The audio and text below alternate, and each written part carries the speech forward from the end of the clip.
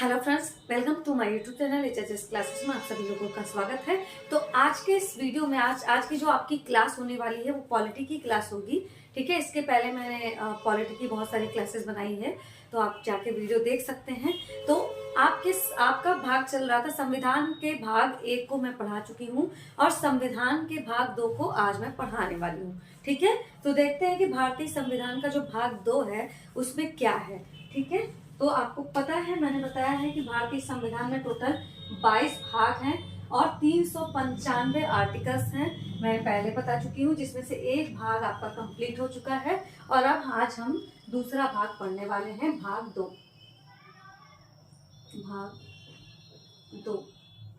ठीक है, भारतीय संविधान के भाग 2 आज हम पढ़ने वाले हैं। तो भाग 2 जो है आपका आर्टिकल कहाँ से लेके कहाँ तक है ये हम देख लेते हैं। तो भाग 2 जो है आपका आर्टिकल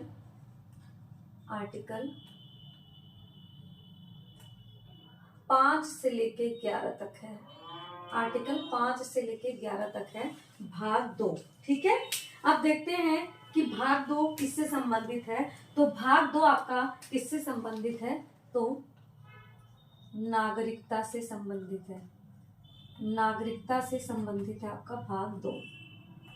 यहाँ पे लाइट रिफ्लेक्ट कर रही है तो मैं लाइट ऑफ कर देती हूँ, जिससे आपको बोर्ड पे दिखाई दे कि चीजें क्या लिखी जा रही हैं। ठीक है, तो जो भाग 2 है आपका, भाग 2 जो है वो आपके आर्टिकल 5 से लेके 11 तक है। भाग 2 आर्टिकल 5 से लेके 11 तक है और नागरिकता से संबंधित ये आपका भाग 2 है। ठीक है, अभी रुके, लाइट ऑफ करके मैं आती हूँ।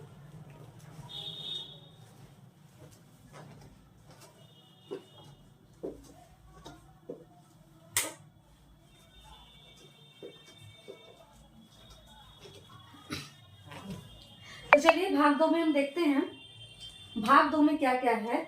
तो भाग 2 आपका जो है क्या है, नागरिकता से संबंधित है। अब हम देख लेते हैं कि आर्टिकल जो 5 है, आर्टिकल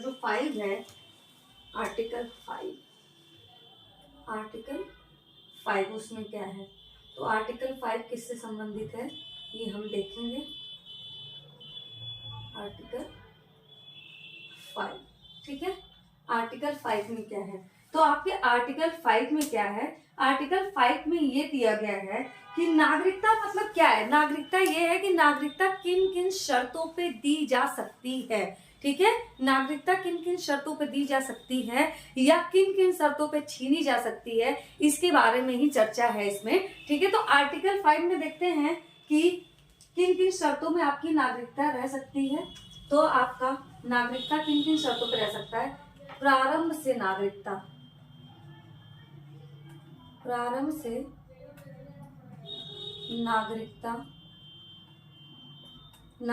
इंग्लिश में सिटीजनशिप।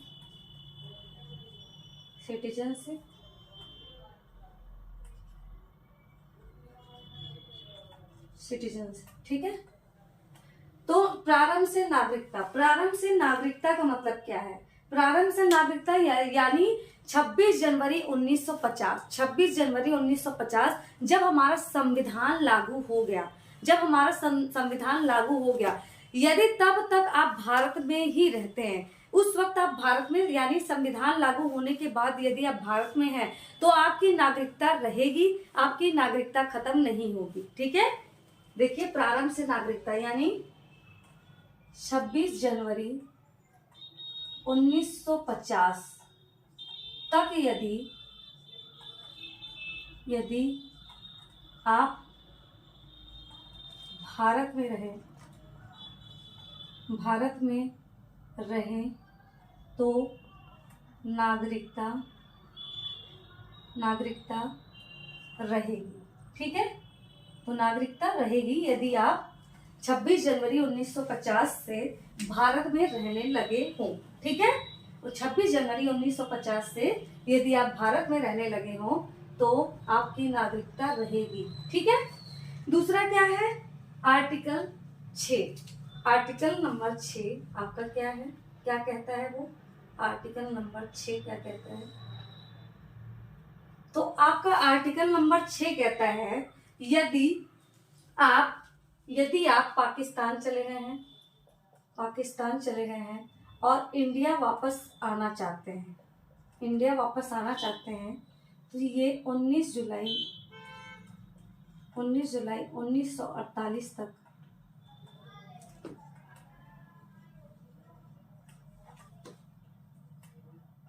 भारत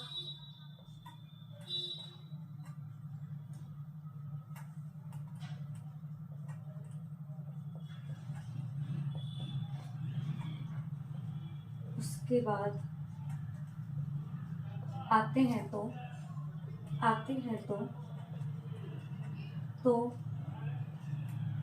परमिट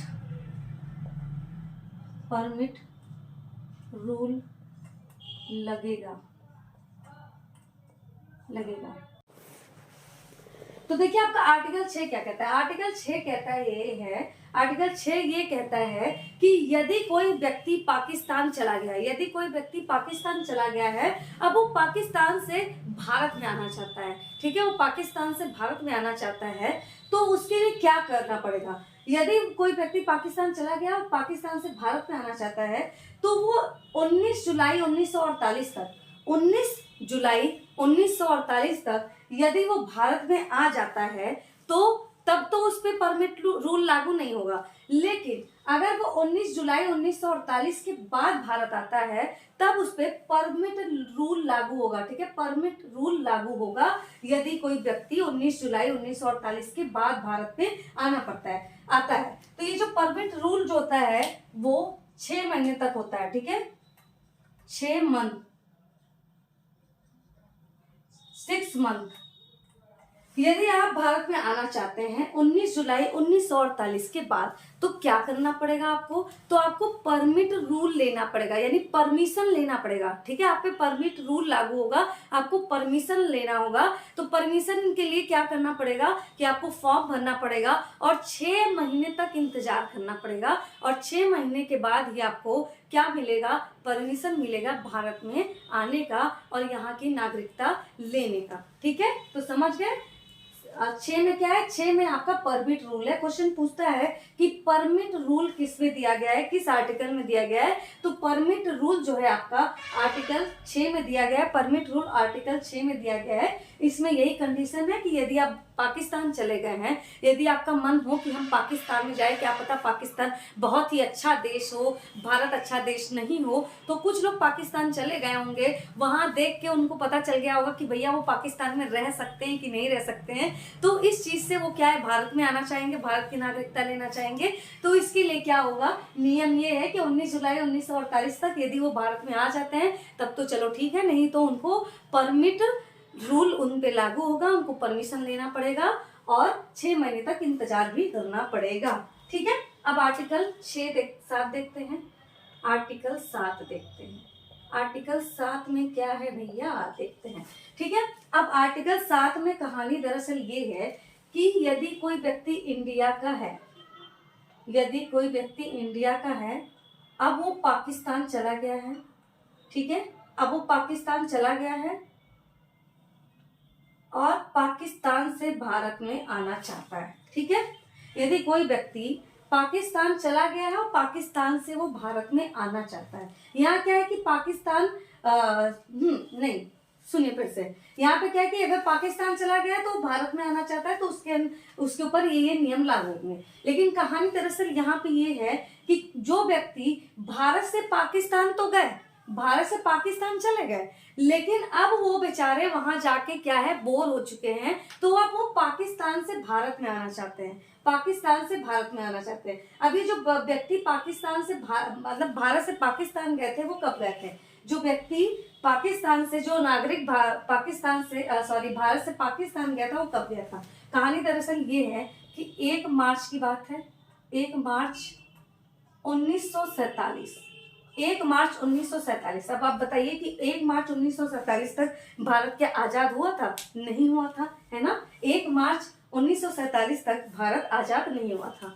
दरअसल कहानी ये थी कि जो जिन्ना चाचा थे वो लोगों से बोले, भारत के नागरिकों से बोले कि आप पाकिस्तान चलिए, पाकिस्तान बहुत ही खूबसूरत और बहुत ही अच्छा देश है, वहां पे अच्छे तरीके से शासन होगा और आप अच्छे तरीके से वहां पे रह सकते हैं। तो लोगों को भरमा के ये जिन्ना चाचा पाकिस्तान लेके चले गए। कब? आजादी से पहले, 1 मार्च 1947, यानी आजादी से पहले पाकिस्तान लेके चले गए इंडिया से। ठीक है, अब वो पाकिस्तान लेके चले गए। अब वहां पे जब जो लोग गए, जो नागरिक वहां पे गए, तो वो वहां पे रह के देखिए, उनको लगा कि मैं तो यहाँ सरवाइव नहीं कर सकता, यहाँ पे अच्छे लोग नहीं है, गंदे लोग हैं, ऐसी उनको वहां पे कंफर्टेबल फील नहीं हुआ। उनको लगा कि ये देश अच्छा नहीं है हमारे लिए, हमें हमारा देश यानी भारत ही अच्छा लगता है, हमें वहीं जाना है। ठीक है, अब वो 1 मार्च 1947 से पहले तो निकल गए हैं। ठीक है, अब उन्हें भारत में आना है। ठीक है, उन्हें अब भारत आना है, तो वो जब भारत आएंगे तो उनको यहाँ पे, तो यही कहानी है कि आर्टिकल 7 में ये है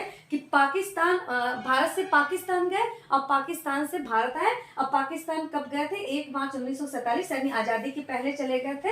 इसी वजह से इनको क्या है कि यहाँ पे आने पे, हाँ ठीक है, तो जब यहाँ पे आए तो इनको नागरिकता मिल गई, क्योंकि उस वक्त आजादी नहीं थी। 1 मार्च 1947 से पहले चले गए थे।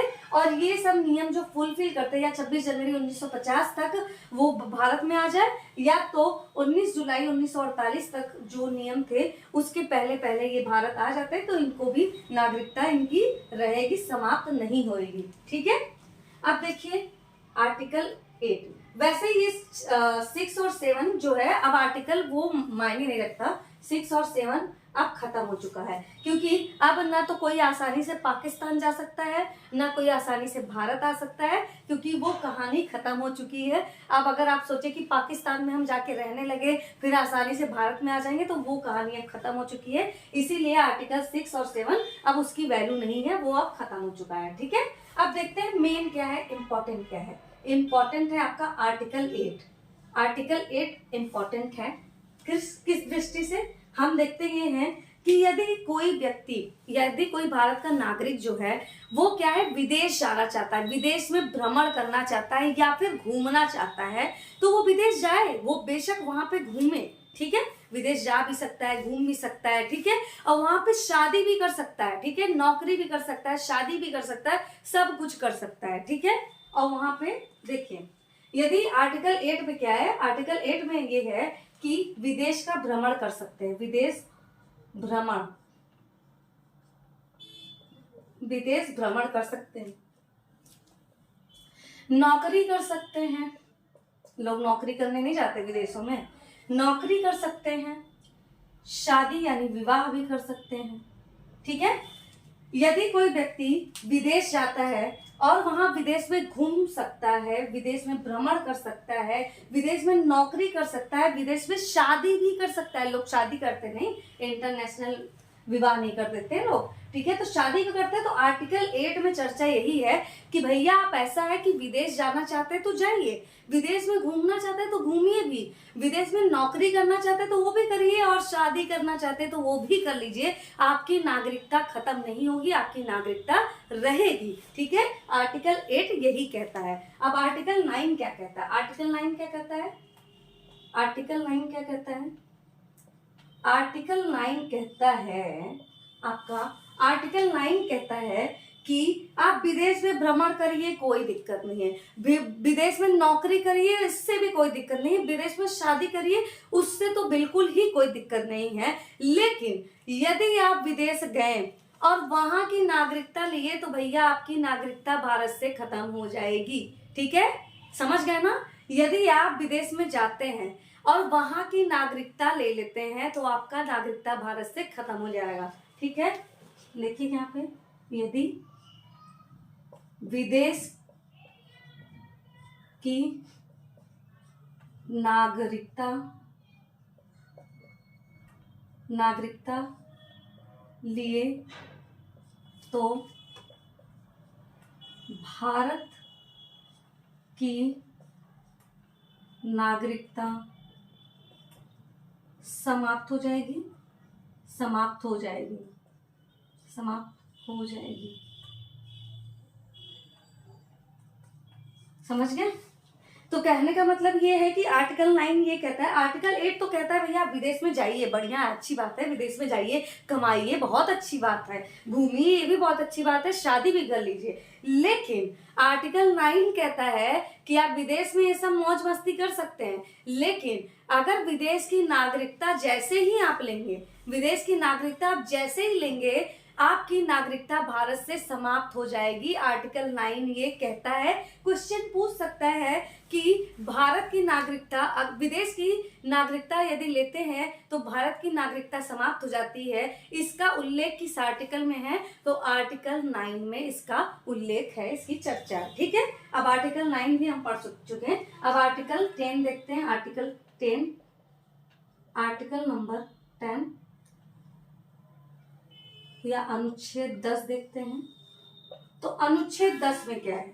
अनुच्छेद 10 में ये है कि हमारी नागरिकता आसानी से कोई छीन नहीं सकता है। यदि कोई चाहे तो हमको भारत से निकाल दे, हमारी नागरिकता छीन लेगी, ये अथॉरिटी किसी के पास है नहीं। हमारी नागरिकता हमारे पास रहेगी। ठीक है, तो हमारी नागरिकता कोई ना छीन सके, इसके लिए आर्टिकल नंबर 10 है। ठीक है, लेकिन कुछ शर्तों के साथ, कुछ शर्तों के साथ यदि आप चाहे कि हम यहाँ पे भारत में रह के भारत विरोधी बातें कर रहे हैं या फिर पागल हो चुके हैं, दिवालिया पागल हो चुके हैं, ये सब चीजें हो चुके हैं, तो आपकी नागरिकता उन कंडीशन में जा सकती है। यदि आप पागल होके देश के प्रधानमंत्री को मार दे रहे हैं या किसी नेता को मार दे रहे हैं, किसी को भी ऐसे फालतू देश विरोधी अगर कार्य करते हैं, राष्ट्र विरोधी यदि कोई कार्य करते हैं, तो उस कंडीशन में आपकी नागरिकता जा सकती है, नहीं तो आपकी नागरिकता रहेगी। कोई भी आपकी नागरिकता को समाप्त नहीं कर सकता है। आर्टिकल नंबर 10 यही कहता है। ठीक है,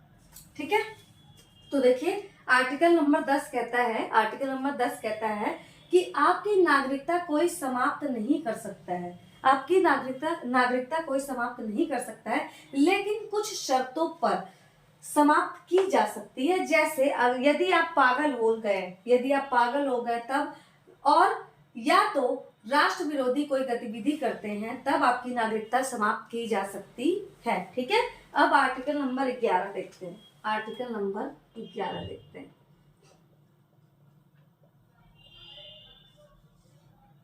तो आर्टिकल नंबर 11 क्या कहता है? आर्टिकल नंबर 11 ये कहता है कि आर्टिकल नंबर 11 ये कहता है कि संसद के पास ये अथॉरिटी है, संसद के पास ये पावर है कि वो नागरिकता पे कानून बनाए। ठीक है, संसद के पास ये अथॉरिटी है कि वो नागरिकता पे कानून बनाए, यानी संसद ही नागरिकता पे कानून बनाती है। ठीक है,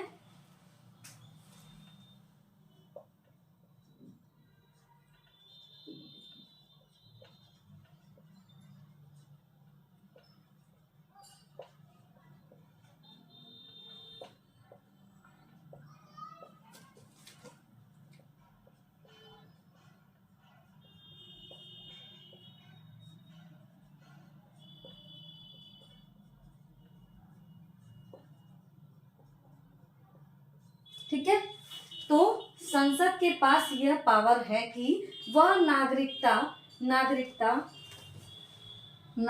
पे कानून बनाए, नागरिकता पे कानून बनाए। ठीक है, तो संसद के पास ये अथॉरिटी है या पावर है कि वो नागरिकता पर कानून बनाए। ठीक है, अब ये नागरिकता जो है, नागरिकता किसके अंतर्गत आता है, किस मंत्रालय के अंतर्गत आता है, क्या आप बता सकते हैं? आप ही बताएंगे कि ये जो नागरिकता है या सिटीजनशिप है वो किस मंत्रालय के अंतर्गत आता है, ये आप मुझे कमेंट बॉक्स में जवाब देंगे। ठीक है, इसका आंसर आप कमेंट बॉक्स में करेंगे। ठीक है, अब देखते हैं कि ये जो सिटीजनशिप है, नागरिकता कहाँ से आया है?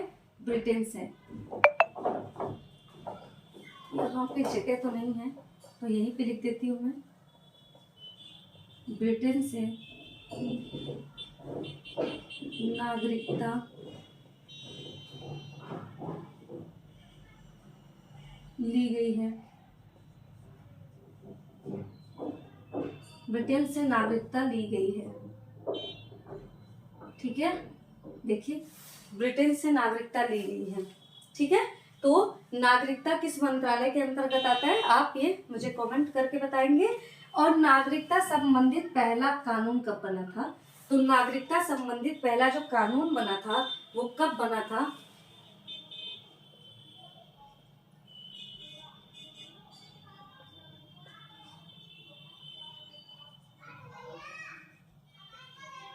एक्ट 1955 में, 1955 में। ठीक है, Indian citizenship act, Indian citizenship act 1955 में बनाया गया था। और किसके द्वारा? संसद के द्वारा। ठीक है, तो भारतीय नागरिकता अधिनियम, भारतीय नागरिकता अधिनियम पहली बार कब बना था? 1955 में बना था। ठीक है, 1955 में बना था। तो ये कुछ इंपॉर्टेंट फैक्ट्स है। आगे मैं बताऊंगी कि किन किन शर्तों पे नागरिकता प्राप्त होती है और किन किन शर्तों पे नागरिकता छीन ली जाती है, ये मैं नेक्स्ट वीडियो में बताऊंगी। तो आप अभी के लिए ये देख लीजिए, बहुत ही इंपॉर्टेंट है, तो अच्छे से नोट डाउन कर लीजिए या स्क्रीनशॉट भी ले सकते हैं। और कमेंट करके जरूर बताइएगा कि वीडियो कैसा लगा। तो चलिए आप नोट डाउन कर लीजिए।